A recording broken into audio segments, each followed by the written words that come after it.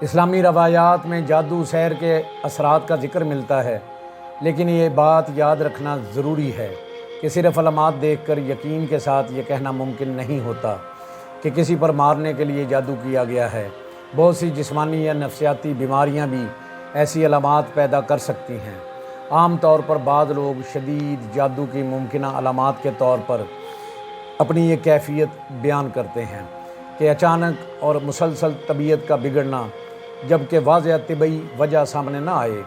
شدید کمزوری، بے چینی یا گھبراہٹ کا محسوس ہونا، برے ڈراؤنے خواب آنا، خوفناک مناظر یا بار بار پریشان کن خواب آنا، عبادات سے غیر معمولی نفرت اور یا بیزاری محسوس ہونا، گھر میں بلا وجہ جھگڑے یا شدید نفرت پیدا ہونا، جسم کے مختلف حصوں میں درد جس کی طبی تشخیص واضح نہ ہو، غیر معمولی اداسی، خوف یا ذہنی انتشار۔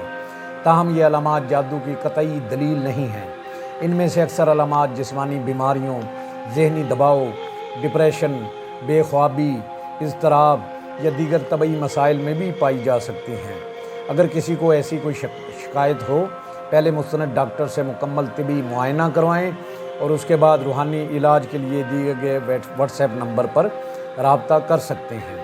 اس کے علاوہ نماز کی پابندی کریں، تلاوت قرآن، آیت الکرسی، سورہ بقرہ، مسنون اذکار کا اہتمام کریں، شرعی رقیہ سے بھی فائدہ اٹھائیں اور ایسے عملوں سے خودارہ بچیں جو غیب دانی، تعویذات شرکیہ یا غیر شرعی اعمال کا دعویٰ کرتے ہوں۔